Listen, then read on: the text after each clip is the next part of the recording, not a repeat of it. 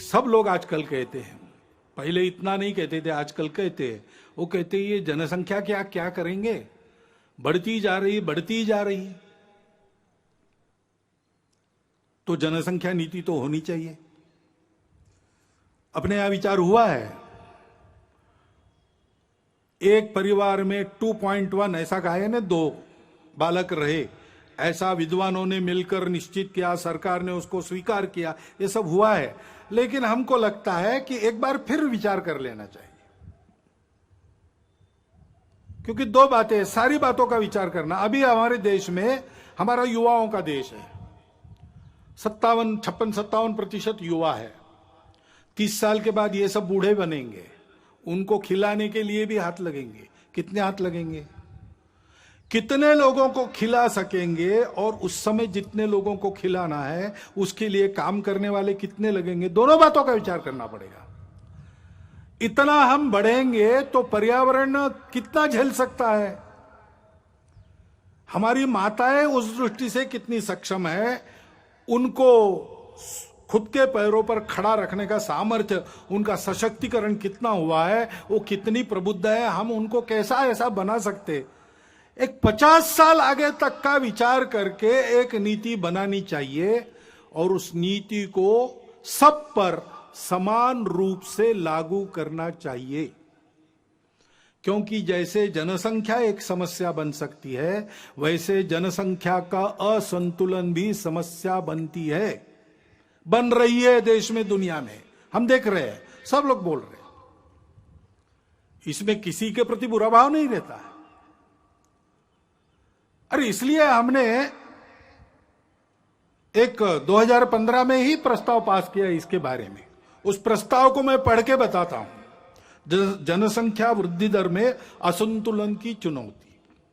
देश में जनसंख्या नियंत्रण हेतु किए गए विविध उपायों से पिछले दशक में जनसंख्या वृद्धि दर में पर्याप्त कमी आई है, लेकिन इस संबंध में अखिल भारतीय कार्यकारी मंडल का मानना है कि 2011 की जनगणना के पांथिक आधार पर किए गए विश्लेषण से विविध संप्रदायों की जनसंख्या के अनुपात में जो परिवर्तन सामने आया है, उसे देखते हुए जनसंख्या नीति पर पुनर्विचार की आवश्यकता प्रतीत होती है।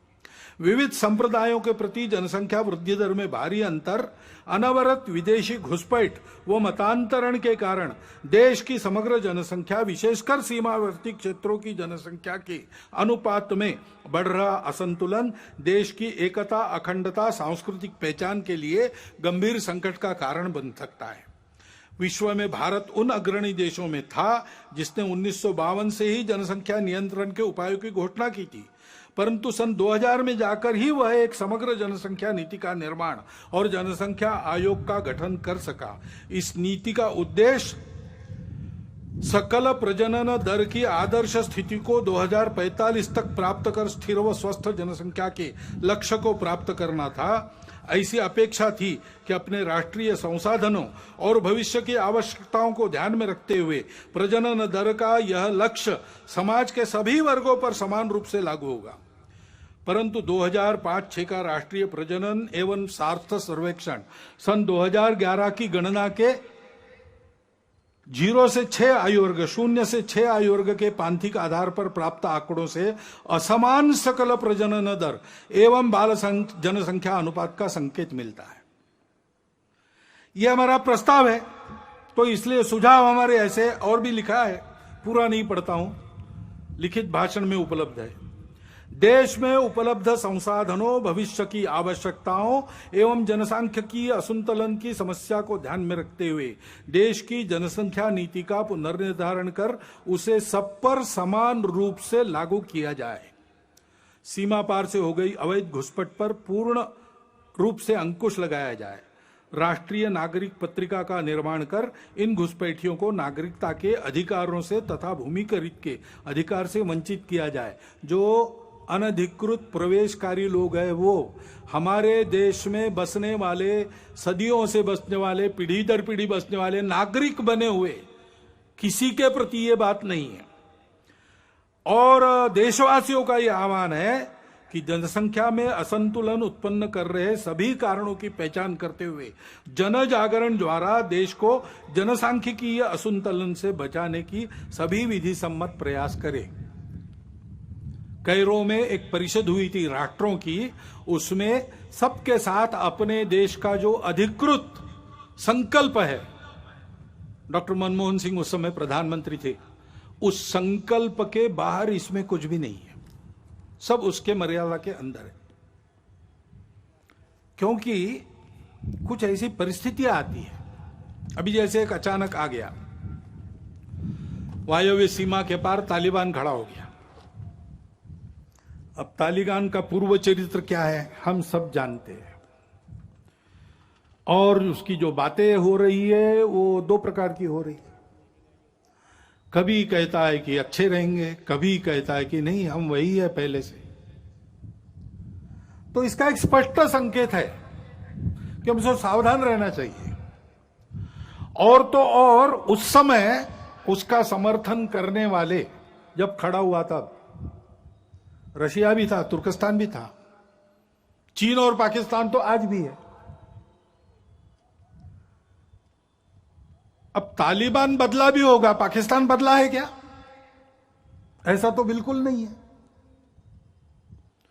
चीन का इरादा भारत के बारे में बदला है क्या? ऐसा तो बिल्कुल नहीं है। और इसलिए यह मानते हुए भी हृदय परिवर्तन हो सकता है, बुरा से बुरा आदमी भी बदल सकता है, बातचीत से संवाद से बातें हल होती है, प्रेम से अहिंसा से मामला ठीक हो सकता है, इसको मानना चाहिए, इसके प्रयास भी जारी रखने चाहिए, लेकिन अपनी सावधानी अपनी तैयारी को पूर्ण रखते हुए हमको सजग भी रहना चाहिए। हमारी सीमा सुरक्षा और अधिक चाक चौबंद होने की आवश्यकता है। जहां बार बार आक्रमण होते वहां तो ठीक ही है, लेकिन जहां नहीं होते ऐसा हम कहते हैं, लेकिन चोरी छुपे होते रहते हैं, सागरी सीमा है। हमारे सागरी प्रदेश में जो टापू है, देश के अंदर की बातें हैं, इन सबको बहुत अच्छा करना चाहिए।